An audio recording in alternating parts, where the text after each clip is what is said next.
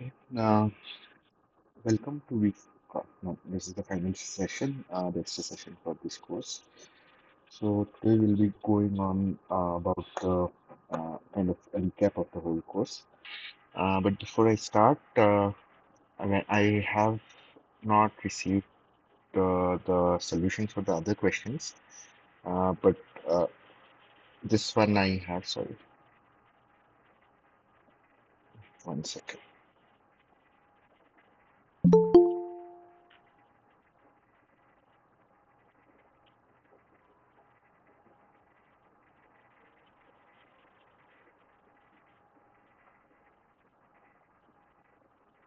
Yeah, this was the question 16, if I'm not wrong, from week one. Uh, so just let me go there.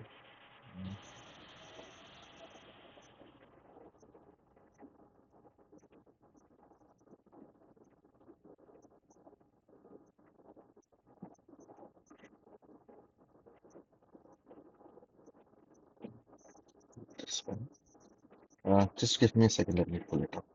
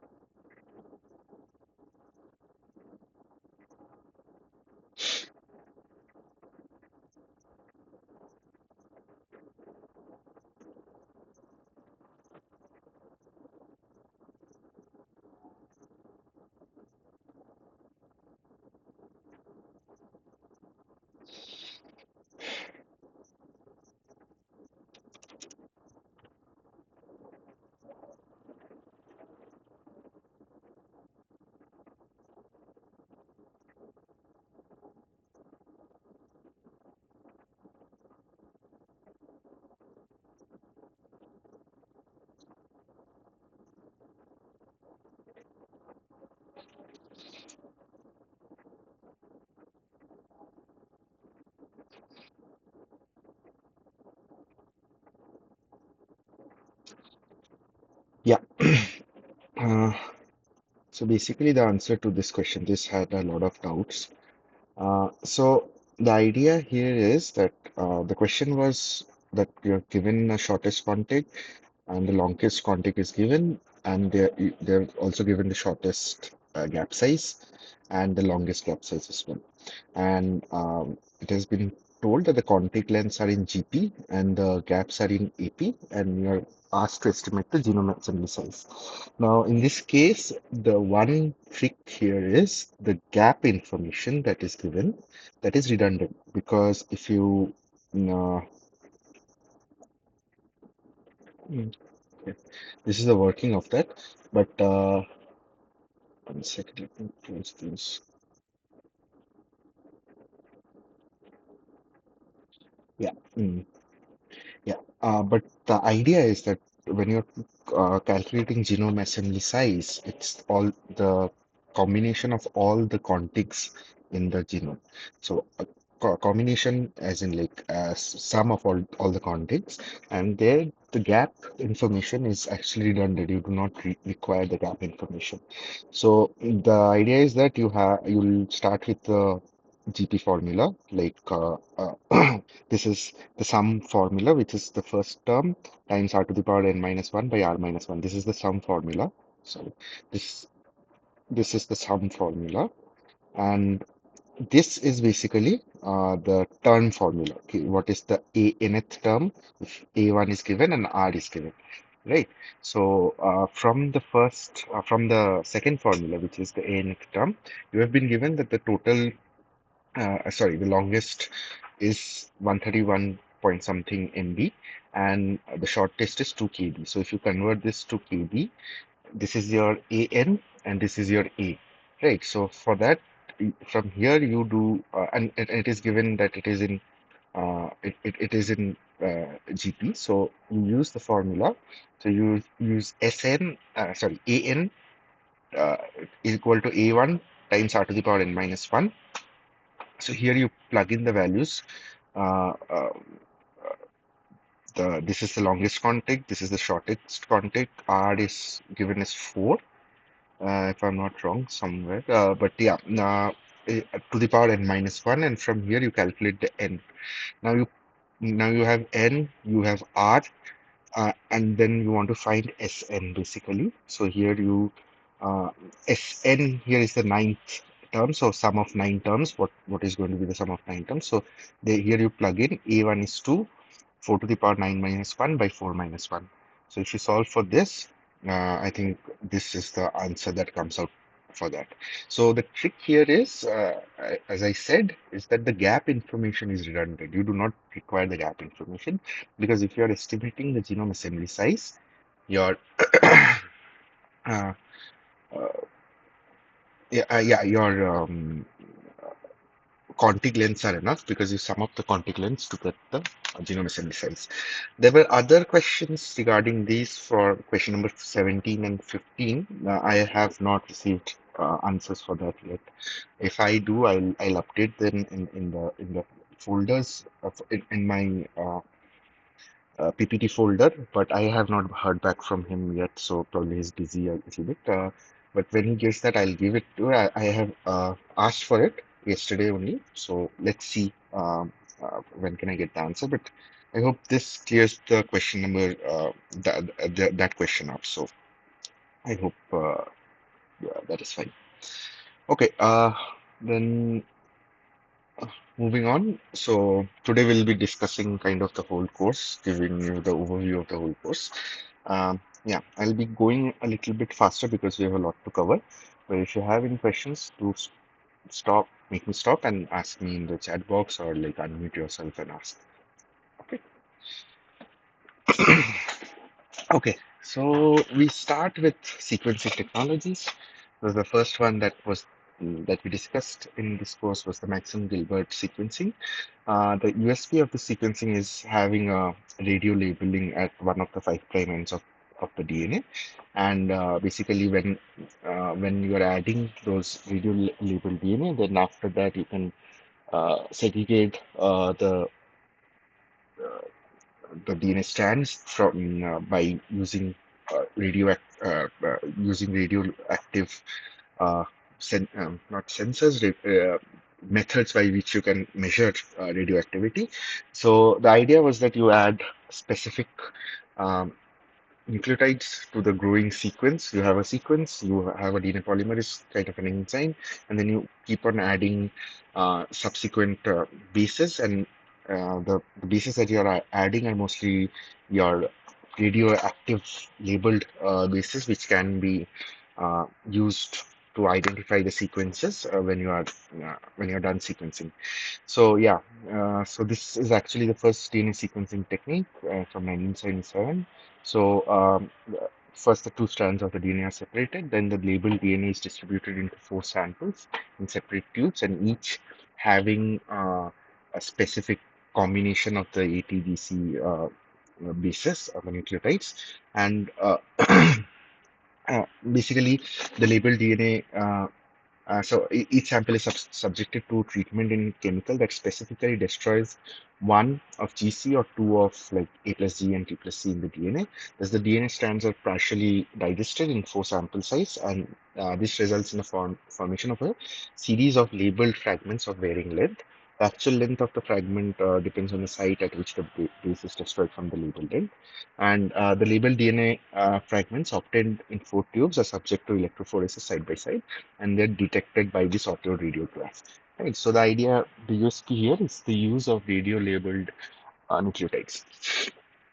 Yeah. So this is schematic of this. So you have it in four different tubes, and you have bands after the experiment. You can run this through a gel and create bands for these different nucleotides that are going to be present. Right? So next comes the Sanger sequencing. Here, the main thing was the use of DDNTPs, which are dideoxy nucleotide triphosphatase. So you have your normal DNTPs, which are your ATG and C. Now, the difference here is that you have an extra deoxy position in that particular base, so that the next base cannot be added to that sequence. So the idea is to have set of sequences, and then you add DNA polymerase and a lot of the A, T, G, and C base pairs, a few of them, which will have radioactively sorry. Uh, uh, Instead of DNTPs, we'll have DDNTPs. Now, then you add a primer, then you sequence, and the moment a DDNTP is added, it stops the sequence further uh, and like it prevents the polymerase from further sequencing the rest of the strand. So then you kind of separate it out and then you run it through a gel, and depending on the molecular weight of the fragmented DNA segments, it'll give you bands, and from that bands you can get the DNA sequence. So this is Agnes sequencing. Here the main USP is use of DDNTPs. Right. So limitations were basically very short segments in length you can sequence at once, because above a certain sequence length, the difference in resolution becomes very hard to capture, because so it is easier to capture a difference in molecular weight between between say 50 base pairs and 51 base pairs, but when it goes up to a higher number, like say roughly above 700, then the distinction between the two bands become very different. So very difficult. So it is not very good at detecting sequences roughly above 700 base pairs. So the next technology that we talked about was the pyrosequencing technique, which is developed by the company 454 Life Sciences, and now it is run using Roche diagnostics. So here the USP is to use an enzyme called luciferase to generate light for detection of these individual nucleotides added to the nascent DNA, and the combined data is used to generate the sequence readouts. So it is quite simple here. Here you use an extra enzyme, which is a luciferase enzyme, which when binds to the which when basically is uh, basically yeah. So first, when you add a TTP, it releases a phosphate, because that is how the DNA sequencing occurs, because like you have a base, you add a base, so, a phosphate gets released. That phosphate interacts with the AMP, forms the ATP, which in turn interacts with the D-luciferin compound present and converts it to luciferase and luciferin AMP, which breaks down to luciferase and which gives you the light signal. So here the idea is that instead of using radio labeled sequences or using DD NTPs, you use a specific enzyme, which is the luciferase enzyme, which breaks down this luciferin compound to give you light. So that can act as a signal of how many bases has been sequenced.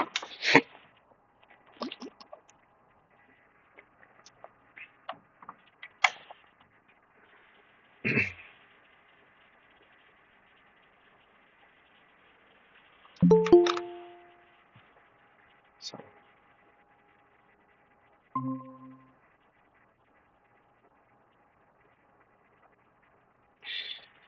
okay, here also the issue is kind of similar, that you have the read lengths are quite small, the 200 to 300 base pairs of read length, and it can take a lot of time to run in terms of output of the sequences. So yeah, so the main principle is here, I'll not go into the details again, but the main principle here is the light emission by the luciferase enzyme, and the intensity of the light is proportional to the number of nucleotides that is getting incorporated, right? So yeah. So again, this is uh, some techniques by which DNA amplification and then denaturation and then sequencing on a basically uh, using luciferin for pyrosequencing occurs. So the important things to remember here are basically use of biotin. So the biotin related PCR products are immobilized on streptavidin-coated magnetic beads. So the idea is to use this biotin labeled PCR for further downstream sequencing techniques, right? So yeah, not going to details, but this is some the important thing to remember is the use of biotins. So yeah, we'll skip this. So the next part that comes is the ion tolerant sequencing. Here the idea is to get sequences of DNA by identifying the pH change in the system or in the solution. Right. So when a complementary nucleotide is incorporated to a strand of DNA, a phosphodiester bond is formed, releasing a hydrogen ion, which changes the pH of the medium. The ion sensor converts the chemical information into digital electronic information. Here also the uh, around 200 base pairs is the read length for this particular type of sequencing. So yeah, uh, here you add uh, different, basically you have the DNA polymerase, you have the single stranded DNA, and you keep on adding nucleotides based on whatever well you are using. So basically, the slide is flooded with a single species of DNTP along with buffers, polymerase, and one NTP at a time. So you have like four different chambers for this, and the pH is detected in each of these wells as hydrogen ion is released, which will decrease the pH. The change in pH allows us to determine if that base and how many, depending on the intensity of the change, was added to the sequence tree. And then it is washed away. And then again, you can plot the pH change with the nucleotides that have been on. So you can identify. So this is a T, this is a something like that. So the pH change is used to determine how many bases were added in cycle. Okay. Uh,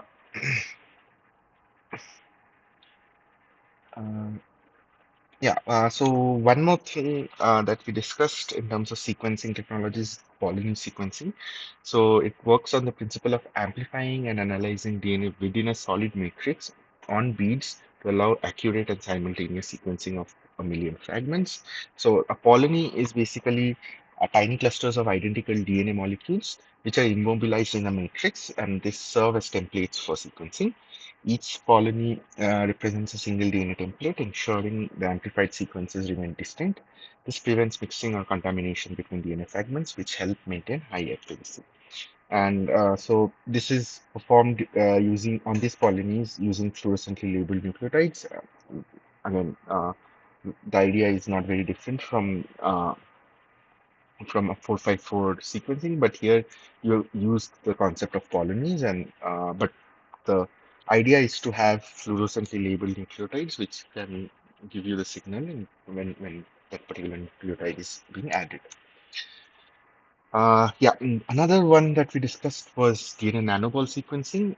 So here, the main idea is the rolling cycling circle amplification, which is used to create dense, packed PCR-free DNA balls for massive parallel sequencing.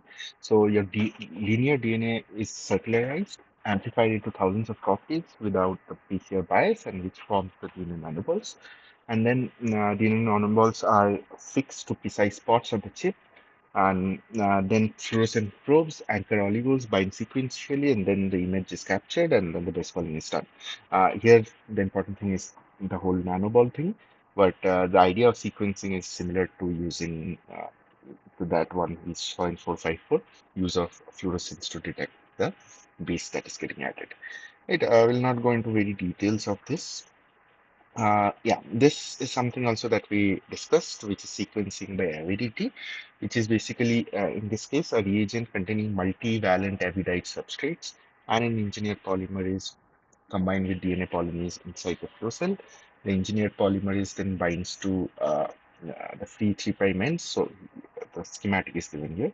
So you have the avidite, then you have the engineered polymerases. Then it binds to the 3' end of the primer template of a polymer and selects the correct cognate avidite via base pairing discrimination. The multivalent avidite interacts with the multiple polymerases on one polymer to create avidity that reduces the KD, which is your related to the speed of the enzyme working for the reaction of the avidite substrates compared, which is 100-fold compared to a monovalent diagonal nucleotide.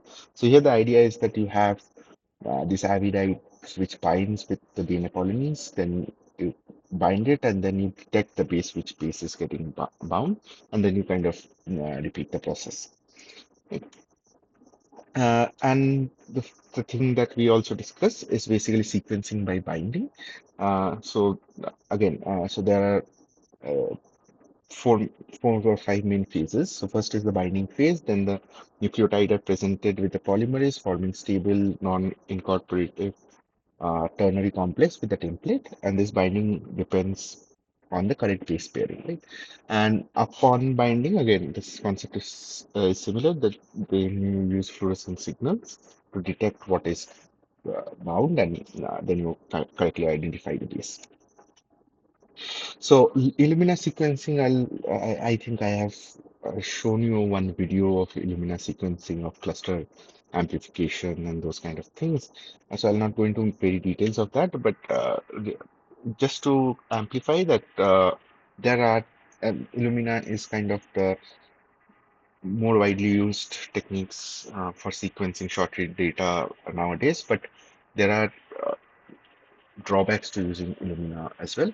So firstly is the size of the fragments. It is very small, not very small, but again, not over like 350, 400 base pairs, and it can take a long time, and there is no real-time data access, and you have to wait till the whole sequencing procedure is finalized so that you can begin your analysis. So after Illumina, we come to sequencing technologies like SMRT, which is single molecule sequencing. SMRT is based on the sequencing by synthesis approach. Here, the DNA is put in wells in the container, and each well is basically a zero ZMW. Sorry, yeah, each well is a zero mode waveguides. So they use unmodified polymerase and fluorescently labeled nucleotides flowing freely in the solution. And the whales are constructed in a way that only fluorescence occurring from the bottom of the whale is detected. The fluorescent label is detached from the nucleotide at its incorporation into the DNA strand, leaving an unmodified DNA strand. And it can like kind of detect the modification of nucleotides as well. So kind of like if there is some methylated signal on the nucleotide and so on, right? And the sequence length is slightly higher here, which is 1,000 base pairs. So yeah, this is the schematic of that. You have nucleotides, you have the DNA fragments, and each of the nucleotides that is getting added gives out a fluorescent signal, which you can capture from the bottom of the well using these sensors, basically. Now, these are the more recent ones and the long read technologies, which is the first one is hi-fi reads using PacBio.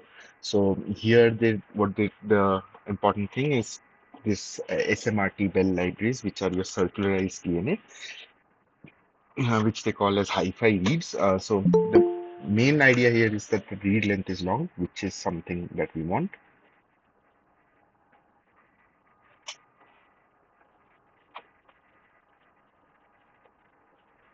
And with high accuracy, right? So it helps us if you have a longer read of the DNA length, then it is easier to identify variations that are large in nature. So one read can span the whole variation if possible.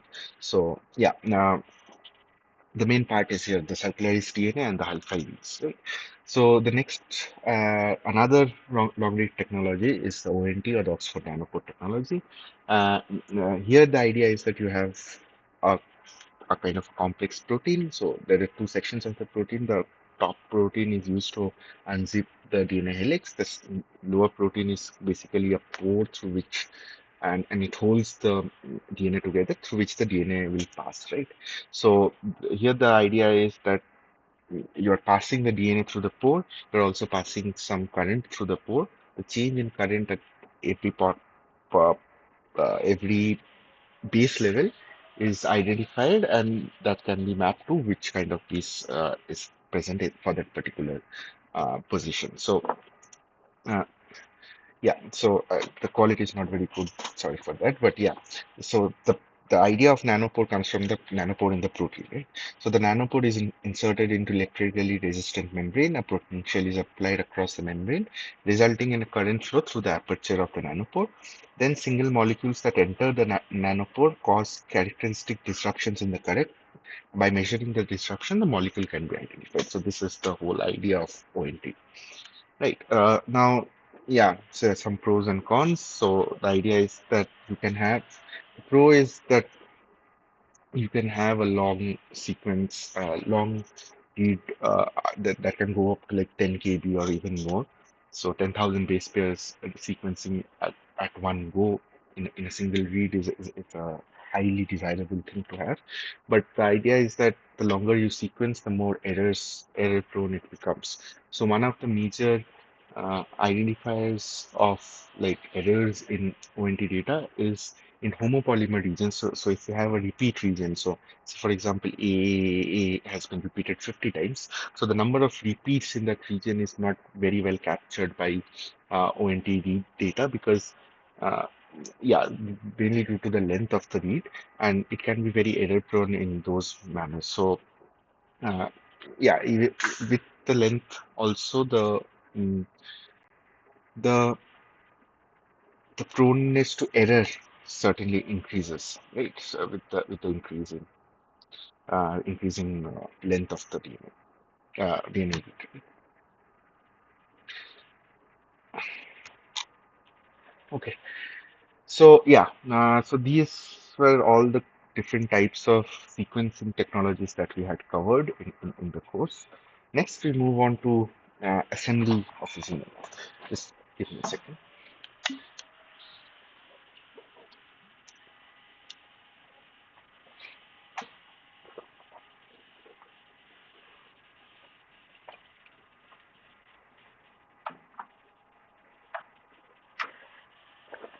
Okay, so the concepts of coverage come here. So the idea is that how many times so how the sequencing phenomenon occurs in a way that when you are sequencing a section of the DNA, you sequence the DNA multiple times. So what you do is you use PCR to amplify the DNA into multiple copies, and then you cut the multiple copies in separate positions so that you can yeah, when you sequence those reads, and after that when you align those reads, there are overlaps between those reads. So the coverage is basically referring to the number of reads that are covering a particular position in the genome. So at a particular position, how many reads are supporting that particular base. So that is what is known as coverage. And assembly is basically you have these overlapping reads. Can you use these overlapping reads to get the whole genome from end to end? So that is the problem for assembly, and coverage is basically how many times a particular piece is covered in a particular position in the genome. So again, say you have overlapping stretches of the genome. So you have reads that actually originate from overlapping regions of the genome. Why might be there? There might be differences. So if you do like overlap between two reads which are coming from the same region, there can be differences. One is basically due to sequencing error, which is kind of obvious. Then the point is there can be variations among uh, the copy of the DNA that has come from the father and the copy of the DNA that has come from the mother. There can be differences in terms of the whole sequence concordance. So that can also be possible because we have two copies of per chromosome per base position, and one of them comes from the mother, one of them comes from the father, and they can differ. So the idea is to find overlaps in and build a directed graph where the directed edges actually connect the overlapping nodes. So if you have sequences like this, what you find basically this and this sequence have a lot of overlap. You connect them by a edge between these two nodes. Right? So this is what a directed graph is. Basically, a set of vertices which uh, uh, basically consists of a set of vertices and a set of directed edges connecting one vertice to a vertex to one another vertex, basically one node to another node. Right. So from using this concept, you make overlapping graphs. So you use uh, overlaps to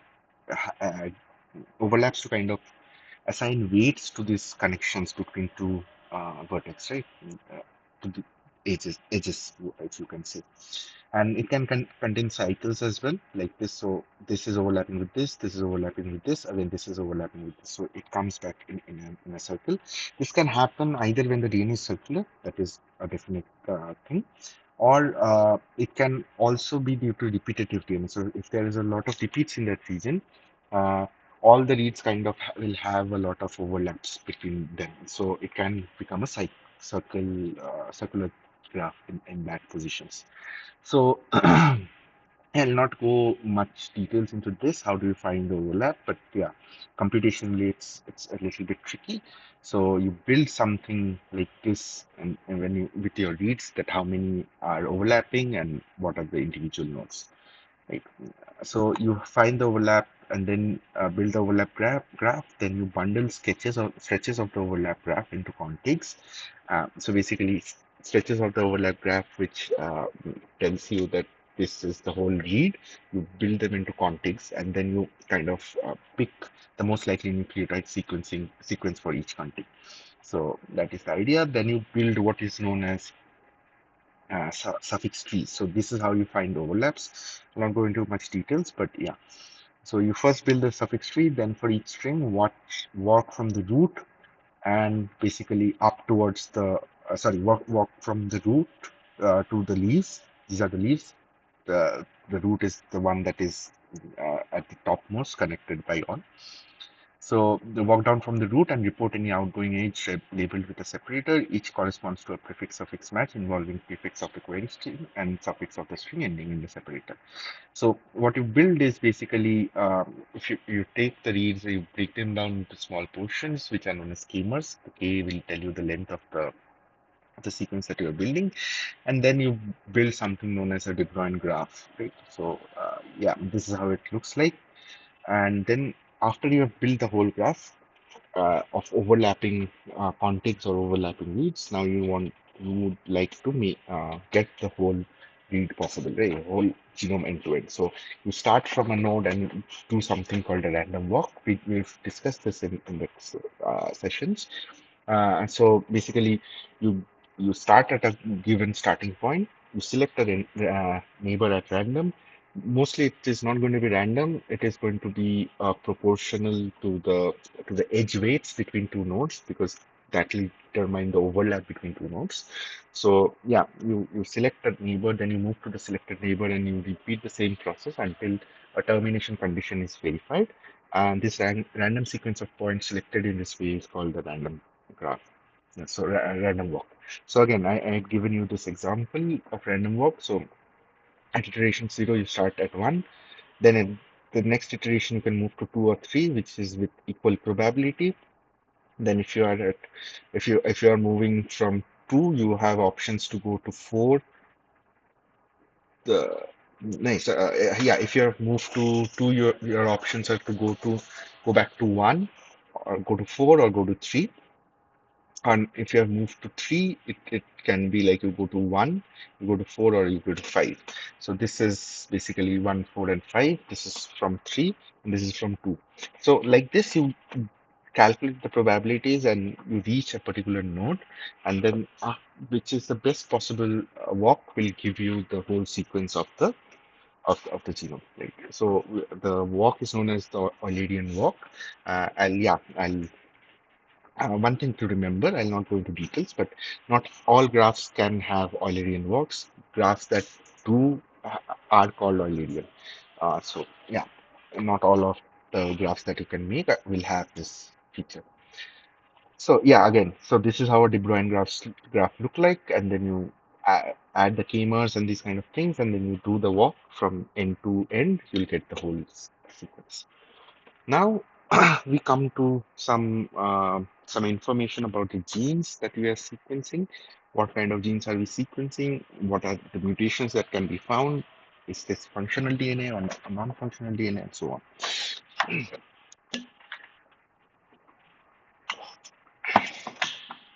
So,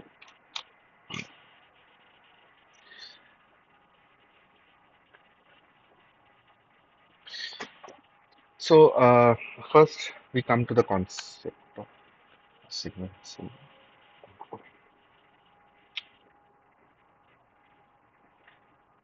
yeah, please stop me and ask questions if you have any questions regarding the part that I'm covering. So, yeah.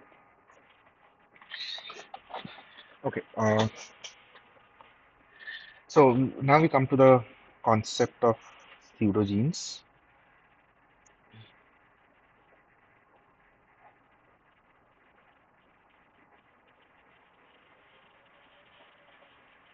Yeah, so these are basically non-functional DNA sequences that resemble functional genes, but they actually have lost the ability to code for proteins. So these actually tell you that these genes were there in our ancestors, but through evolution, these genes have lost their function and ability to code for proteins, right? So cause of pseudogenization, it can be some promoter has gone missing, start codon has been mutated, frame shift mutations have happened and the protein cannot code. Some codons, premature stop codons has happened. Some introns have been missing. Partially gene has been deleted. So a good example of these kind of pseudogenes are also olfactory receptors or olfactory genes in humans. 50% of these olfactory receptors in humans are pseudogenes, but much lesser in case of dogs and mice. So it is given in this plot. So see, humans are somewhere here, so you have more proportion of pseudogenes than for normal like functional genes. But if you look at dogs and uh, probably other animals, so they have heightened uh, ability of smelling. So they have their olfactory receptors have not gotten these mutations and they have not been pseudogenized because they still use that in their everyday life to survive. For humans, it is not very necessary, so these have become pseudogenized. So they can act as like kind of molecular fossil records in terms of evolutionary history. At one point in evolution, we had these genes to be functional, but now we are at a point that we do not need such. Right. The one way of like kind of identifying this molecular fossil records is through uh, genes that have undergone whole genome duplication. So this can shape lineages in terms of evolution. Uh, and one example is the evolution of teleoid fishes, which is by far the most species-rich vertebrate clade. Uh, there is evidence that a whole genome duplication took place, and in the common ancestor of all existent teloids, it is termed as teloid-specific WGD, which is a whole genome duplication. After the whole genome duplication, duplicate genes have different fates. The most likely outcome is the non-functionalization of one duplicate gene due to lack of selective constraint or preserving both. So, if you have the whole genome duplicated, it for evolution, it becomes an easy target because you do not need two full genomes. You need one full genome, so the other one is kind of deactivated uh, because of negative selection. Mechanisms that act on preservation of duplicates are subfunctionalization, partition of ancestral genes or duplicates, new functionalization, which is getting new uh, novel function or new function. Uh,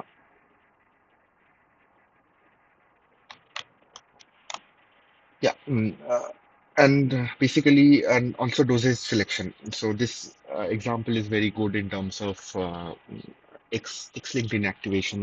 If you know what it is, so basically in humans we have in females we have two copies of the X chromosome, in males we have one, but the gene products from X chromosome are enough.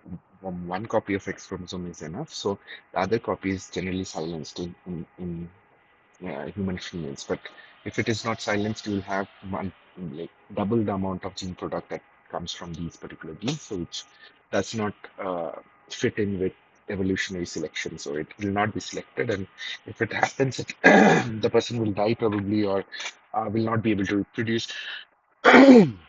Excuse me. Excuse me.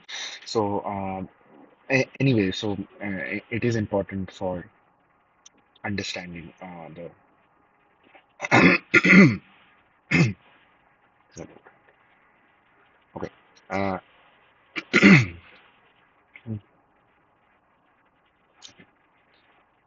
yeah, these kind of things are important in terms of evolutionary constraints, right? Now we also have discussed about some population genomics projects as well. So the main ones that we discussed about are the Thousand Genome Project and the Nomad, the Genome Asia project, and so on and so forth. The Thousand Genome Project was one of the first population genomics projects.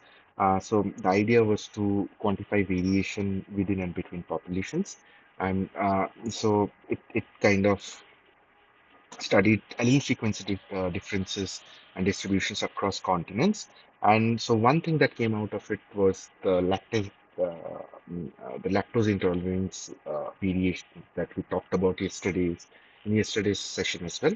So basically, Europeans were the first, not white Europeans probably were the first ones to kind of uh, use dairy as a farm product and kind of uh, use it throughout their adult life, right? So previously, uh, babies were the ones who needed to tolerate lactose, not adults, because we did not have milk-based diets prior to that. So after dairy farming and those kind of things, so Europeans developed a variant which got positively selected, gave which kind of mutated the lactose intolerant pattern and kind of tolerated lactose. So that was under positive selection. Just give me a second. Any updates? हाँ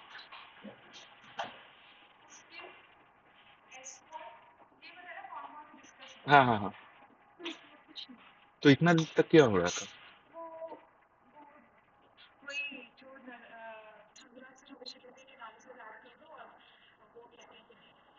Not relevant to us, right?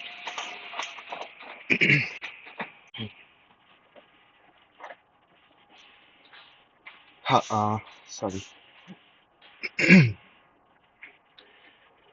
Yeah, and also South Asian populations for ANI and ASI admixture and a lot of things. The EPAS one was a good example that you have the certain hypoxia-inducing factors.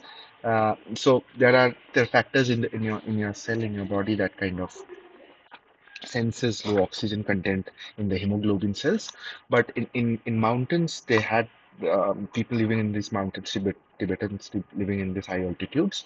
They had positive selection for a particular variant in these hypoxia-inducing factors, which kind of lowered the sensitivity of the body towards low oxygen, which became positively selected in high altitude Tibetans. So that was also a very interesting finding from the Thousand Children project, right? So yeah, this was the figure. So these were the different samples that were collected across. So some were collected from India as well. So yeah, so these five categories were collected from India. These are other populations of the world. Total 1,000 samples, and so basically, this is a plot showing variant count per genome. So if you take like variant count distribution per genome, so these are in millions. So generally, around 4 to 5 million variants in a particular human genome. You see some populations are having higher, some populations are having lower. So this kind of shapes the kind of population, a particular population, what kind of structure a particular population will have dependent on the kind of variation a particular population has, right? So that was there. Also, demographic inference was done using SNC++ analysis. So they found this particular thing, which is the out of Africa bottleneck, which non-African populations which showed a strong reduction in effective population size about 50 to 60,000 years ago. uh, And in Europeans, they showed stronger and more prolonged bottlenecks compared to Africans with reduced genomic diversity, probably due to inbreeding. Right.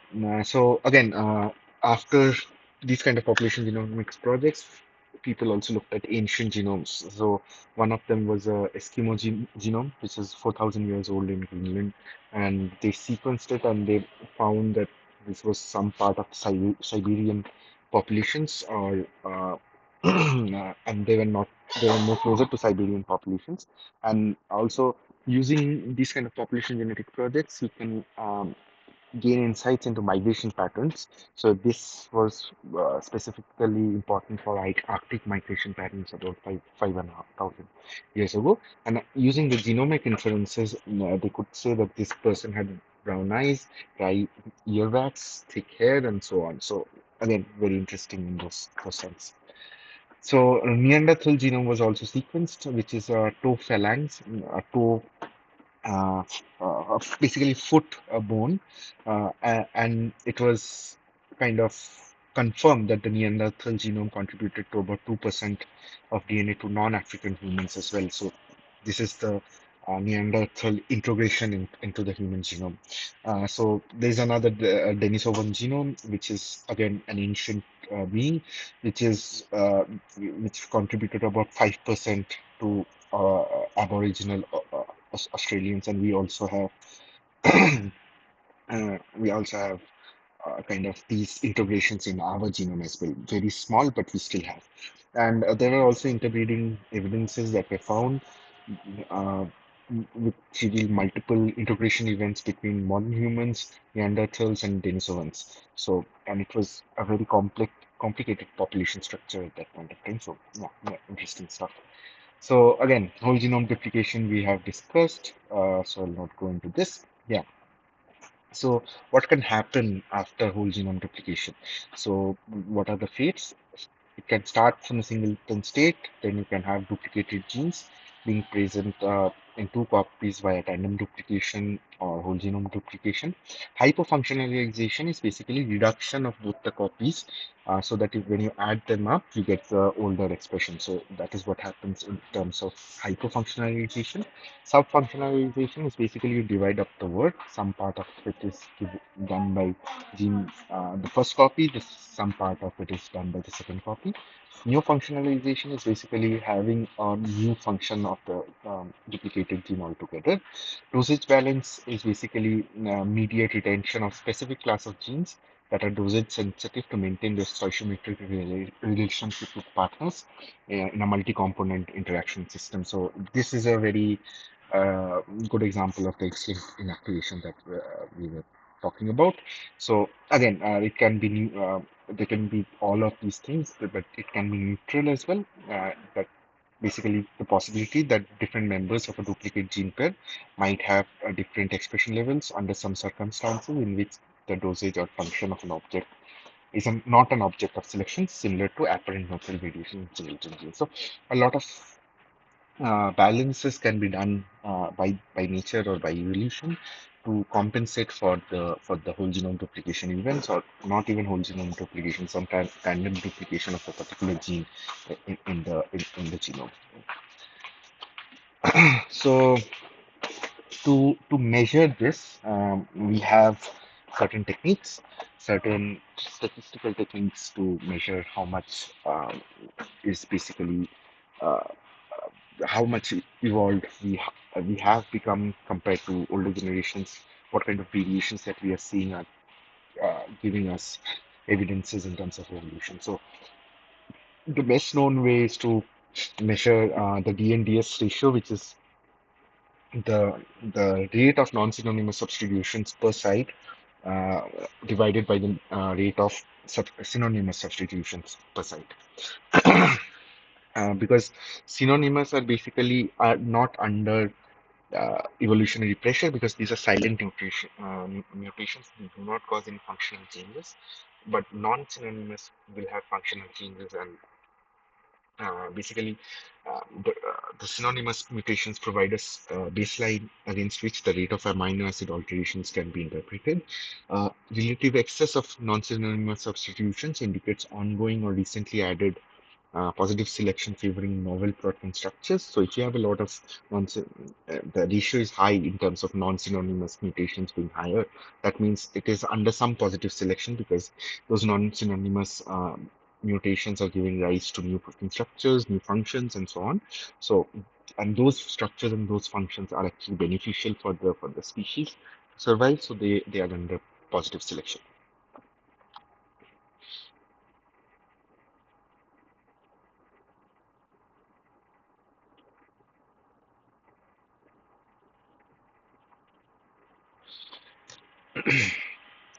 Yeah, sorry.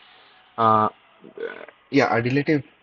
Yeah, so that so the value of Ka by Ks is greater than one, whereas smaller values indicate ongoing negative selection. So if the substitutions or the protein altering changes are actually hampering the fitness of the organism, those will be negatively selected and those will be weeded out from the population, right? So if you have a lower value for this non-synonymous to synonymous ratio, which means that the organism or the population is under negative selection for certain variants in terms of the protein altering variants, and they can kind of they're lower than the synonymous changes. So yeah, there are various models for calculating synonymous and non-synonymous substitution rates, which take into account different probabilities of different mutations. For example, transitions being more likely than transversions, and so on. So coming from that concept, we come to the concept of selection, genetic selection, and neutrality. So, the neutral theory of molecular evolution held that the vast majority of genetic changes is attributable to genetic drift rather than selection. But basically, there are methods to distinguish between adaptive change in a genome or genetic drift, right? So, so the methods for detecting selection at evolutionary level, there are a lot. So traits that are conserved across many clades of phylogeny but show extreme differentiation in one or few lineages are likely candidates for selection. So basically, that some traits that are very similar in all the ancestors but have not been selected for the successor species. So in that case, it shows that this is likely under selection. Metrics such as, again, uh,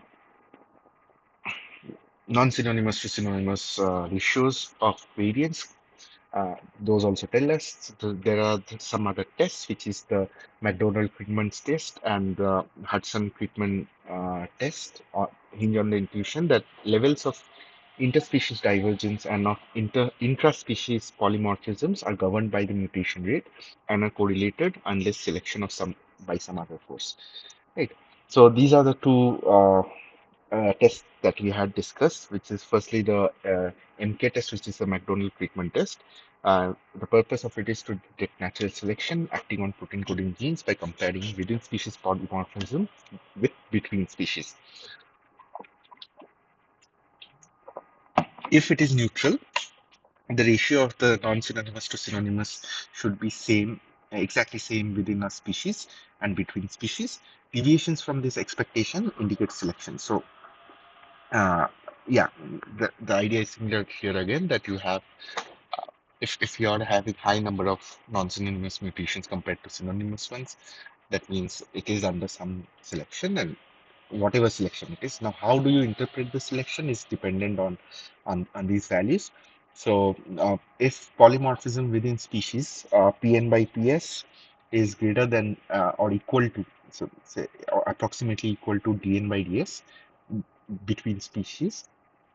So, if that is same, then it is neutral. If uh, the between species is higher than within species, then there is positive selection going on. Excess of non-synonymous mutations that are gathering and they're getting positively selected. And if it is opposite, then it is negatively selection. Basically, the excess non-synonymous polymorphisms are removed before fixation. And alpha is a term that is used for this particular test, which is given by 1 minus Pn by Ps by Dn by ds. So yeah, if alpha is greater than 0, it is adaptive evolution. If alpha is almost equal to 1, it is neutrality. And if it is less than 0, it is strong purifying selection, which is basically negative selection. Another, sorry, another important test that is done, or technique that is used, is Tajima's D test, which is also, it detects deviations from neutral evolution by comparing two measures of genetic diversity, which is first is the pi, which is the average pairwise differences between two nucleotides, and the theta, which is the expected diversity from the number of segregating sites. So this is given by this particular formula, and again, if it is zero, if d is zero, it is basically neutral. If d is less than zero, which is basically population expansion, purifying selection, or negative selection. If greater than zero, excess of intermediary frequency alleles, balancing selection, or population bottleneck. So an example is given here. You have four sequences like this. So you have the variable positions in the sequences are counted, and then you estimate the Watterson theta, which is this theta w, is given by basically expected diversity, which is the expected diversity from a number of segregating sites, which is given by this particular formula for n equal to 4. The theta comes out to be around 3.27, and then you calculate pi based on the theta value, and you calculate pairwise differences, which is 6. Total difference is 18. Pi is given 18 by 6. The Tajima's D becomes negative 0.77, which means excess of rare alleles, which means purifying selection. So, yeah. Okay. So, all these methods comparing different genomes, different sequences, telling you about the selection that is happening, rate of positive and negative selection, but also how do we kind of go about with these in terms of real life? Other than the test, how do you find basically orthologs, homologs, and so on? So, evolutionary related genomic sequences, those can be homologs or orthologs. You annotate the reference sequence, align the genomic sequence, and identify conserved regions in the sequence, right? And then you find something like this. So, across different species, some regions of the genome are still conserved, even if the rest of them are separate. So again, the rest of it is conserved. Some are different. So these are the non-conserved amino acid. So some are conservative in nature. So you'll have more of a particular amino acid compared to the others. Some are non-conservative. Then you have kind of semi-conservative as well, and so on. So basically, the idea is to find conserved regions of the genome that can tell you the essential function of the gene as well. So that essential function is conserved across species. Then you have variations of the functions in different species depending on the variants that you find in this particular genomes, right? And again, sequence conservation also implies that the function is kind of same across different species. As I was saying, if you have conserved regions of the genome, meaning that particular region is conserved and consists of a very important function that is not different among different species. The parts that are not conserved are specialized for that particular species. Okay, so all along we talked about genomic data, genomic sequence data. Now a little bit touch on the transcriptomic side. I think I have not kept yesterday's sections. A little bit I have kept, but okay, let's go over it.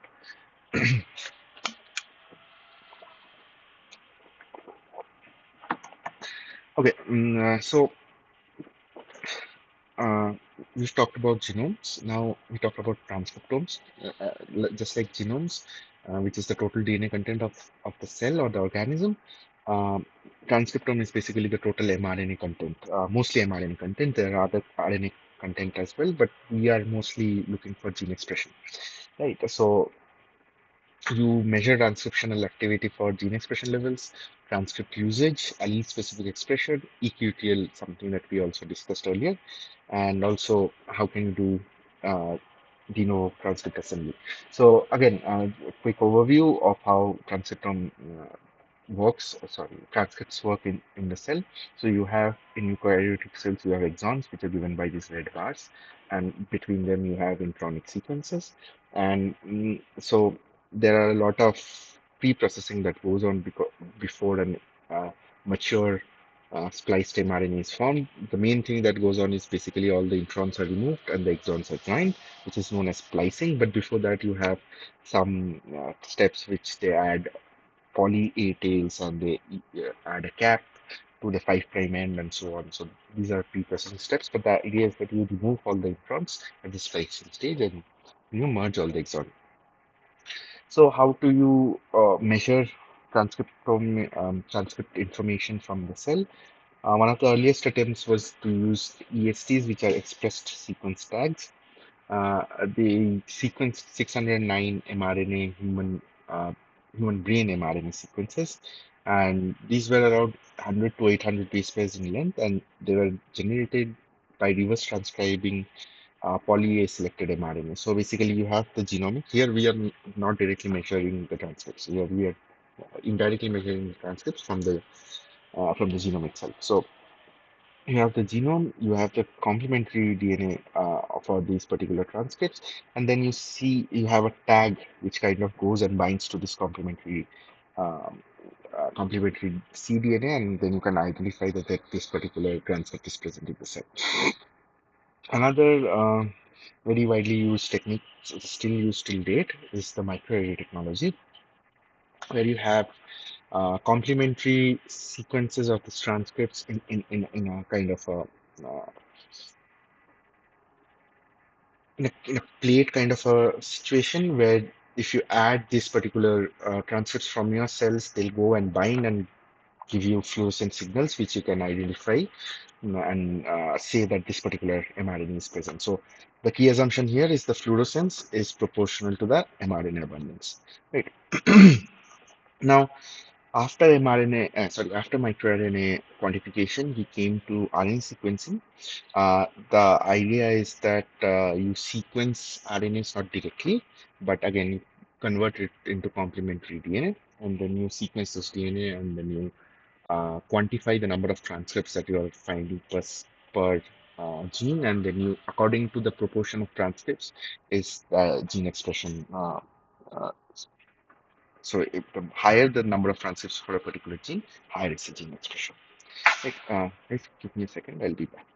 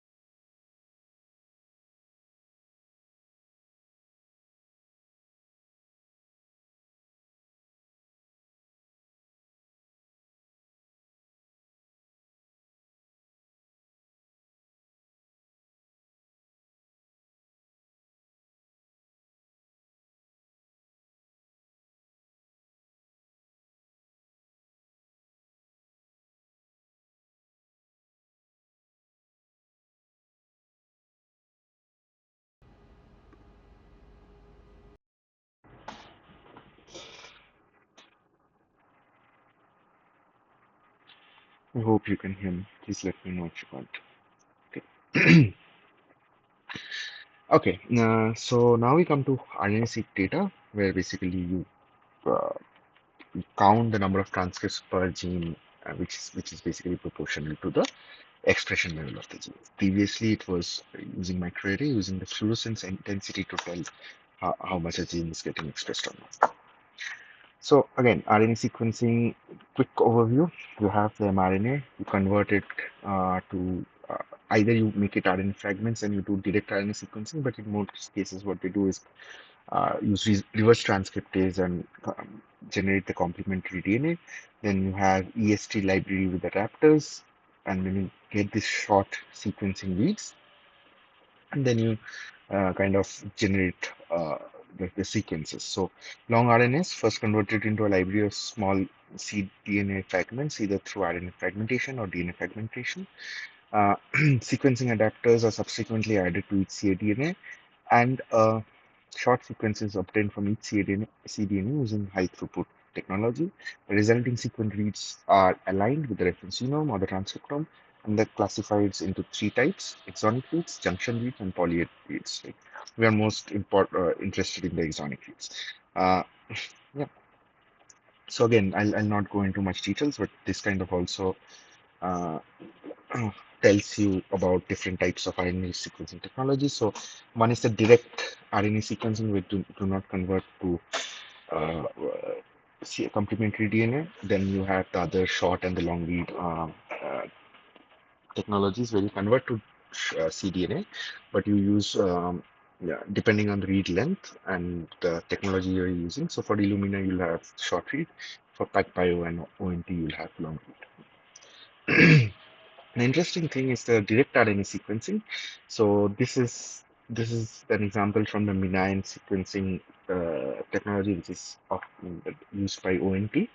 So here you have you extract the RNA, then you ligate the RNA to specific adapters, and then you do sequencing of this direct sequencing of this of the RNA. But again, this is not very widely used, but this is something that can be used. And one important thing of this is that if you have modifications on the RNA, direct RNA sequencing can identify those modifications. Because if you convert it, once you convert it to complementary DNA, all the modifications are washed off because you cannot retain those modifications with the complementary DNA. So if you have RNA modifications, direct RNA sequencing can detect those. Now, uh, when we talk about RNA sequencing or bulk RNA sequencing in general, how we talk about is the samples are basically tissue samples, and all the expressions, gene expression that you get is a tissue specific gene expression, right? So it's an average of all the gene expression of in all the cells of a tissue. The average of that you get as a tissue specific gene expression. But again, a tissue is going to be very heterogeneous with a lot of type of cells, and each type of cell will have its specific uh, sig- kind of signature of gene expression. Just a second.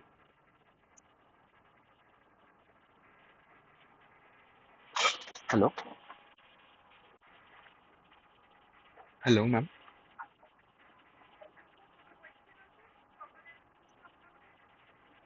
আহ, সকালের meeting সম্বন্ধে হ্যাঁ হ্যাঁ ma'am আমি in terms of what you asked আমি বুঝে গেছি but I think most of the hello hello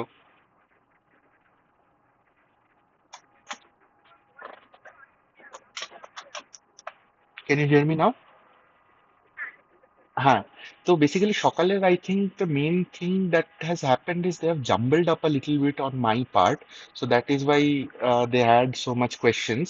But the thing that I saw that I had have to add is basically the deleterious missenses সাথে overlap with ACMG genes and ওটার মধ্যে novelty and those that is the couple of things that I need to add. But other than that, all the information is present. The confusion that is happening is because they've like mismatched my part of other thing. So I think, হ্যাঁ হ্যাঁ হ্যাঁ হ্যাঁ If you read it as a whole section, the one that I sent you, that makes sense, but ওরকম আলাদা আলাদা করে দেয়া হয়ে গেছে বলে ওটা বোঝা যাচ্ছে না। হ্যাঁ। তো ঠিক আছে, I'll make those changes and put it in the document.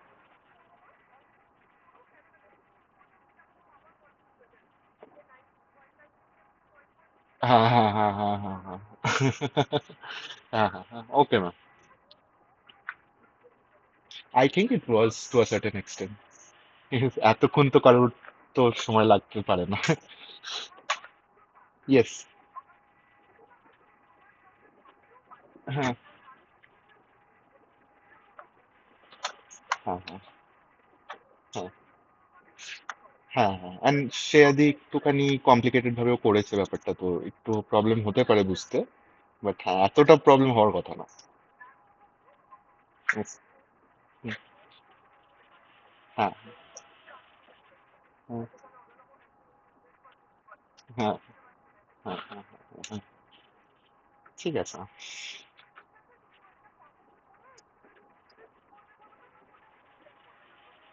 ঠিক আছে,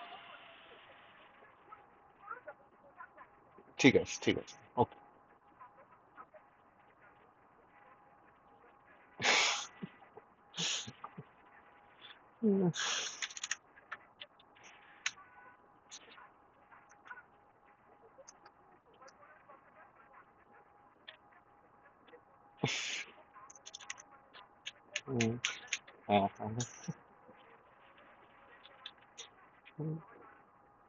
হ্যাঁ।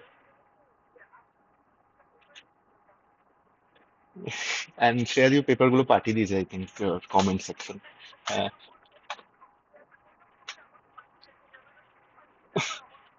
হ্যাঁ হ্যাঁ। Okay ma'am, okay ma'am, yeah, thank you. হ্যাঁ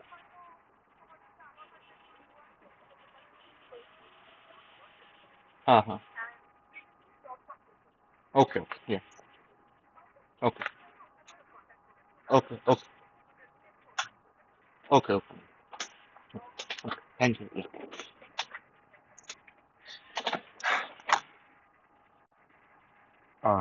Apologies again, sorry for that. Okay. um, yeah, here the idea was that you can hear me, right?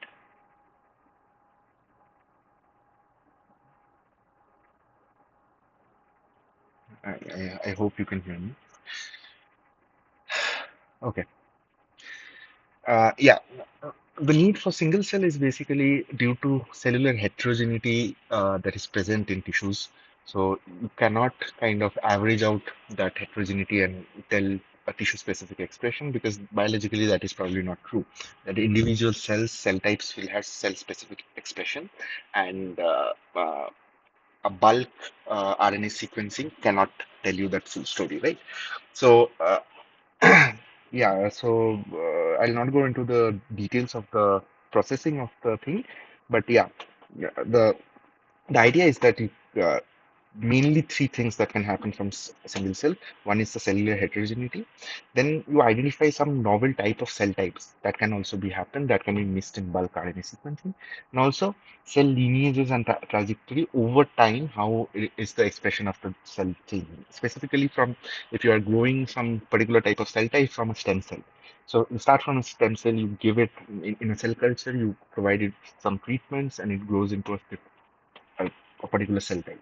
How is this gene expression change over time is happening? That can also be mapped using single cell RNA sequencing. This is one example of that. So you start from a progenitor cell and then you move into different types of cells, right? Uh, Ribosic, I'll just touch upon. So basically, the idea is to identify ribose, ribosome attached mRNA. So the mRNA that are directly undergoing translation. So that for that you use RiboSeq, where you basically identify ribose bound mRNAs, mRNA molecules, and then you kind of sequence those. Lastly, we come to proteomics. Again, we'll talked about proteomics in our sessions as well and in the classes. So basically, it is again like transcriptomics and genomics. It is the complete set of proteins that are present in a system. You study that. So the idea is to use either top-down or bottom-up or middle-down proteomics. So you have either you start with smaller peptides, or you start with intact proteins, or you start with something in the middle, right? Depending on that, it can happen. Purifying techniques, I provided this link.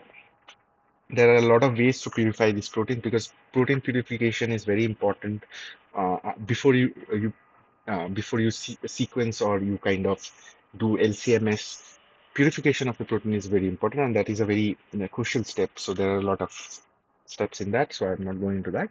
But the important part is the mass spectrometry, and the important thing to remember from mass spectrometry is that it can detect changes or detect uh, two different protein molecules by their differences in mass to charge ratio.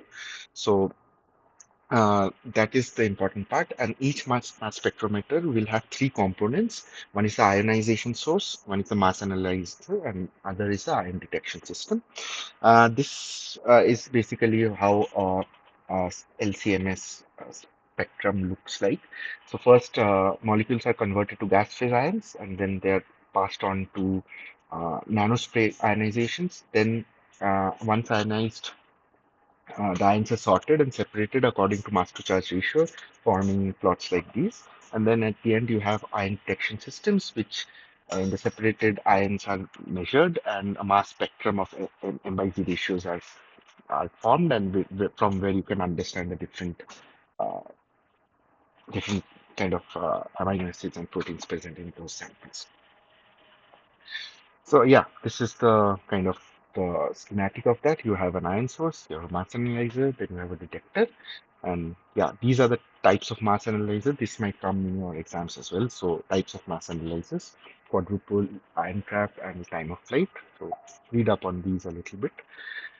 Okay, finally we talk about the Human Genome Project and its kind of uh, uh, adversaries and the things that happened after that.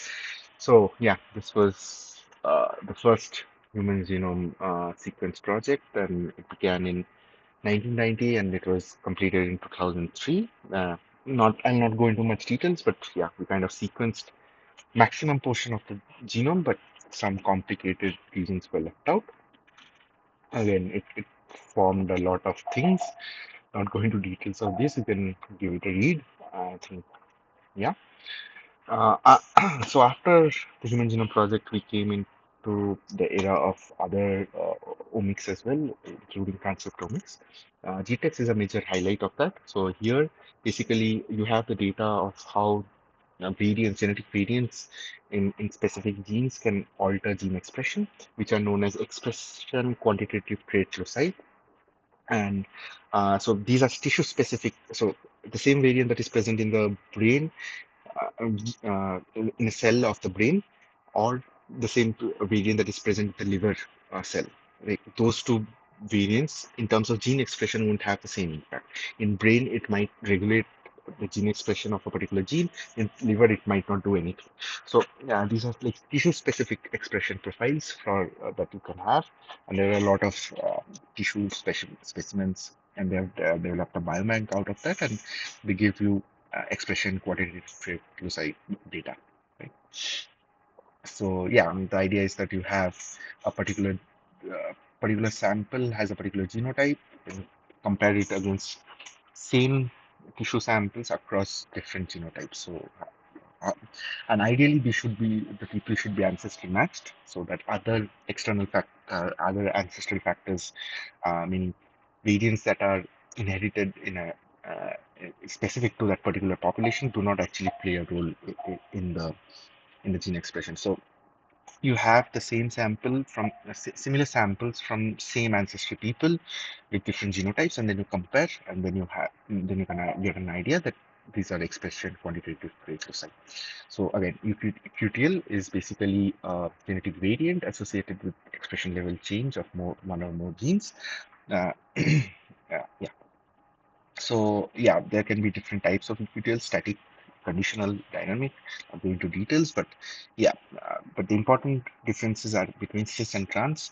So cis is basically located very nearby to the gene, the regulated region, probably in some intronic regions.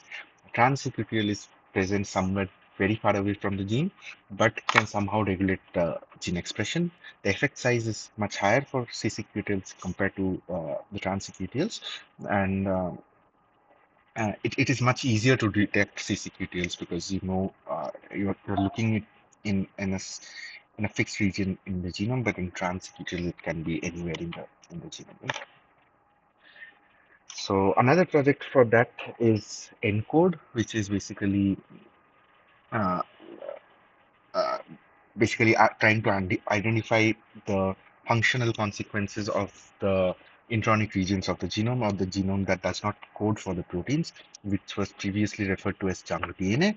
But this project kind of identified there can be enhancers, promoters, silencers, other regulatory regions that are upstream of the gene that do not code for anything, but they actually regulate the gene expression of certain genes. Yeah, and so uh, they kind of found that at least 70% of the genome is transcribed into RNA at some point in various cell types. So the concept is that we have to look beyond the, the coding regions of the genome, right? So yeah, another project that we had discussed earlier is the Cancer Genome Atlas. It has different tissues in terms of different types of cancers, and they give you gene expression data. They give you uh, genomic data, transcriptomic data, and all kinds of data that you can have for different cancer samples across different ancestries. So this we discussed yesterday is basically the genome read alignment for RNA sequencing data. So yeah, because in eukaryotes you have this RNA splicing mechanism that leaves out the introns and joins the exons together. So the algorithms also must look into those. So you can have half of the read aligned to one part of the genome, and then you align the rest half of the read.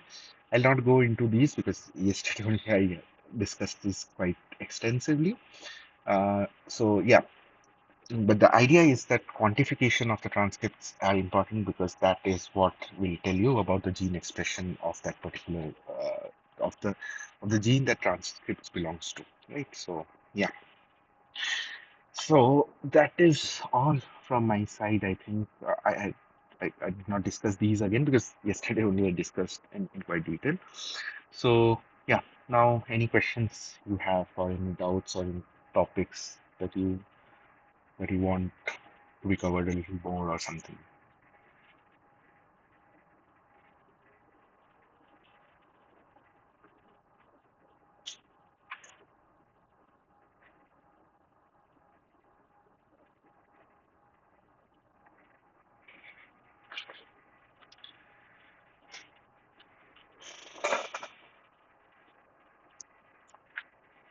So your exam is on 28th, I think. Yesterday someone told me. Uh, I have contacted the person who made the questions, but again, let's see if we can get the answers before the exam happens so that I can kind of update those in the folders. But other than that, if you need any help in terms of understanding any topic or any question, please do write to me. I'll try to answer. So there's a couple of days in between to your exam. So if you have any doubts or anything, please write to me in this email.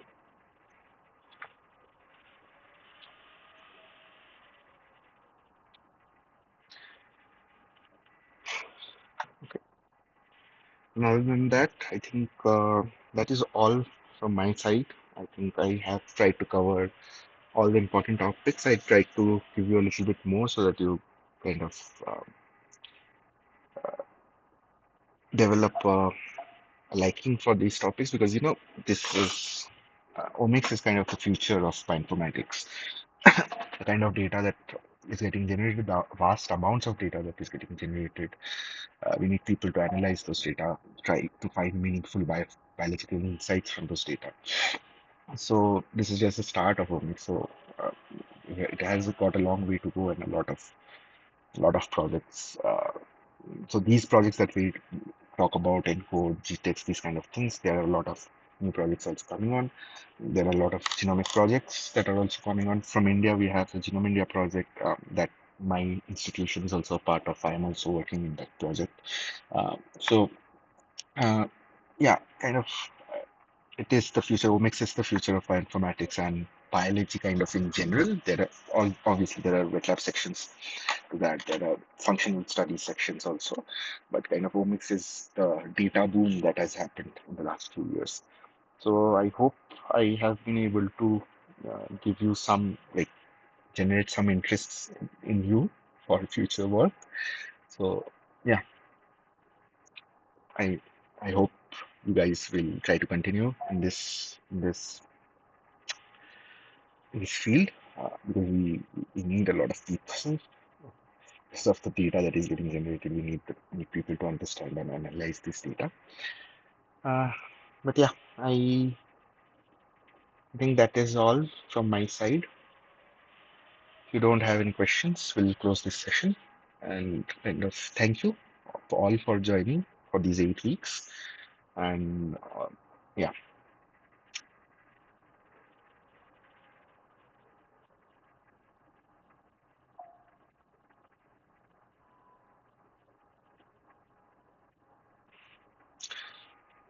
okay, then I think this is it.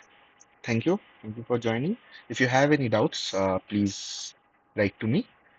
I'll try to reply as soon as possible before your exams.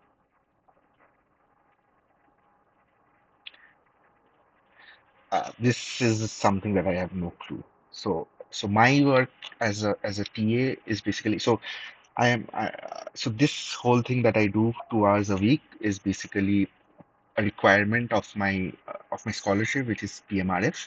So by for that scholarship, I have to do this. I have got no clue what kind of questions that come. I am hoping, and from what I understood, is probably only MCQ. Maybe here and there you have some like numerical questions there. You have to put in the numerical values of those of the answers in the boxes, but mostly it is going to be MCQ from my understanding, not long questions. Maybe some numerical questions, but mostly MCQs only. But I do not take that uh, as the complete truth set, because I myself am not very aware of the kind of questions that are being set. Neither have I set the assignment questions, neither do I set the final questions that come in your exams. That is done by Sir and his TA only. My job is to just kind of give you an extra session or 2 hours per week to help you understand better. But yeah, mostly MCQ. So do not need to worry about that. I don't think it'll be that difficult of a thing as well. I think Sir has told me, I have been told to tell you that you practice your assignment questions. I think that should be enough, and go through the video lectures. I think, yeah, that should be enough. You do not need to study a lot. What I have taught mostly is a little bit over the top, a little bit more to just give you an interest about the subject. But mostly those are not going to come. Whatever is there in the course that Sir has taught, and the questions that are there in the assignments, I think those should be enough for your exam.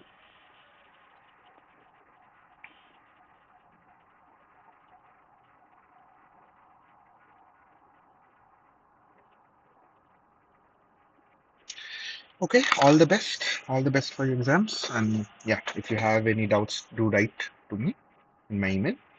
I'll try to solve them. And all the best. Thank you for joining. Thank you for attending for the 8 weeks.